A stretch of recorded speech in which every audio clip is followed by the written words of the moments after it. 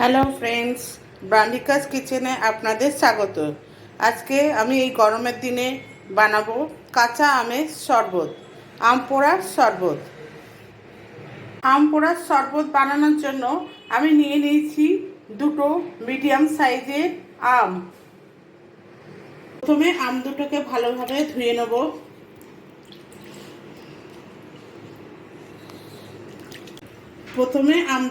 ভালো করে ধুয়ে নেব, ধুয়ে ভালো করে পরিষ্কার করে রাখবো।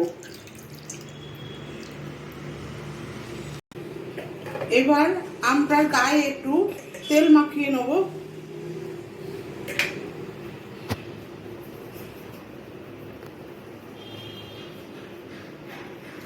আমটার গায়ে তেল এই কারণে মাখাচ্ছি যাতে এটা ভালোভাবে পড়ে বা ভালোভাবে পুড়ে যায়।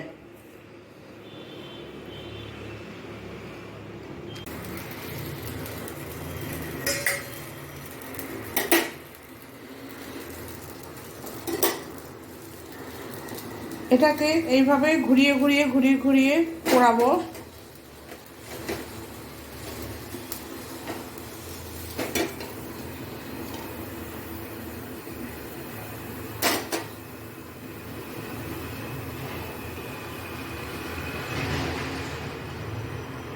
যতক্ষণ না আমটা ভালো মতো পুড়ে যাচ্ছে ততক্ষণ আমরা এটাকে পোড়াবো। মোটামুটি আমার আমগুলো পোড়ানো হয়ে গেছে। এবার এটাকে আমি ঠান্ডা হওয়ার জন্য রেখে দেবো। শরবতটা বানানোর জন্য আমি নিয়ে নিয়েছি স্বাদ মতো চিনি। আপনারা যেমন মিষ্টি খাবেন সেইভাবে চিনি নেবেন। নুনটাও আপনারা আপনাদের স্বাদ মতো নেবেন বা আন্দাজ মতো নেবেন। গোলমরিচের গুঁড়ো, বিট নুন আর ভাজা মশলা, যেটা আমি জিরে, ধনে আর মৌরি তিনটেকে একসাথে ভেজে এটাকে গুঁড়িয়ে নিয়েছি। এবার আমি আমগুলোকে ছাড়িয়ে নেব। আম দুটোকে ছাড়িয়ে আমি আলাদা করে নেব। আম দুটো ছাড়িয়ে পরিষ্কার করা হয়ে গেছে। এবার আমি এটাকে এইভাবে ভেঙে ঠিক করে নেব, মানে ম্যাশ করে নেব।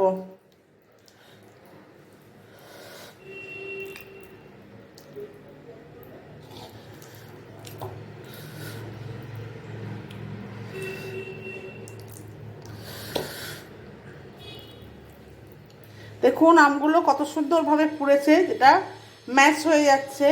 এভাবে আমি আস্তে আস্তে এটাকে ম্যাশ করে আটিগুলোকে আলাদা করে নেব। এইভাবে আটিগুলোকে মানে আমটাকে ম্যাশ করে আটিগুলোকে আলাদা করে নিতে হবে। পোড়া আমটা আমার ম্যাশ করা হয়ে গেছে। এবার এর মধ্যে আমি সব মশলাগুলো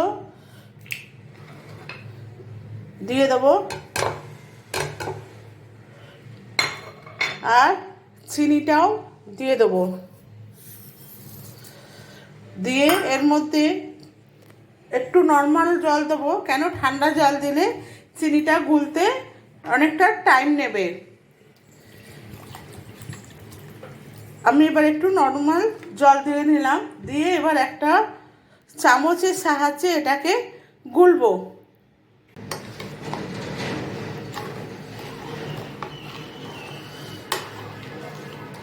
এটা মিক্সার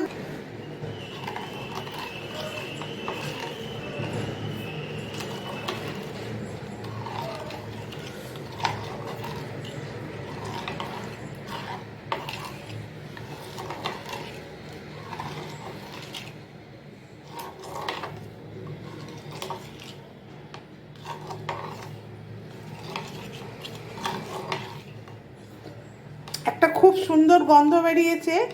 এটা আপনারা বাড়িতে করলেও বুঝতে পারবেন যে গন্ধটা এতই সুন্দর, মনে এখন গলতেই একটু খেয়ে নিই। আর এই ঠান্ডার সময় এইরকম একটা আমের শরবত পেলে তো একদম পুরো শরীর ঠান্ডা হয়ে যাবে। মানে খুবই টেস্টি এবং খুবই হেলদি, সুস্বাদু। মানে এটা গরম থেকে ঘরে বানিয়েও ফ্রিজে স্টোর করেও রাখতে পারেন। তবে এটা আম পান্নার মতোই, কিন্তু আমি এখানে পুদিনা পাতাটা দিইনি। আপনারা পারলে পুদিনা পাতাও অ্যাড করে দিতে পারেন। যেহেতু আমার ঘরে এই মুহূর্তে পুদিনা পাতা নেই, তাই আমি পুদিনা পাতাটা অ্যাড করলাম না। আপনারা পুদিনা পাতাটাও অ্যাড করে দিতে পারেন। সব মশলাগুলো এইভাবে ভালোভাবে মিক্সড করে এবার এটাকে আমরা সার্ভ করব।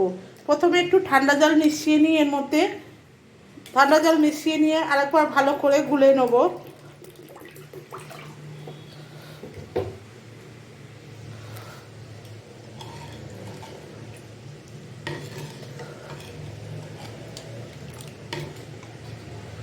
এবার এটাকে সার্ভ করব।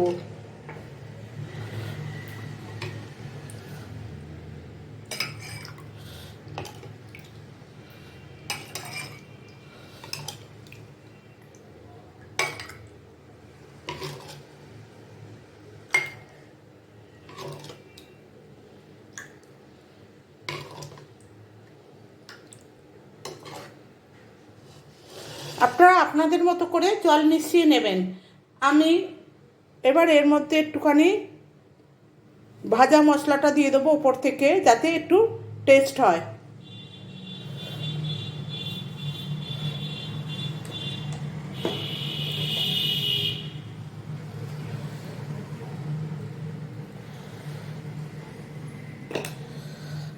আমার আম পোড়ার শরবত রেডি। এবার আপনি ঠান্ডা ঠান্ডা এটাকে পরিবেশন করুন।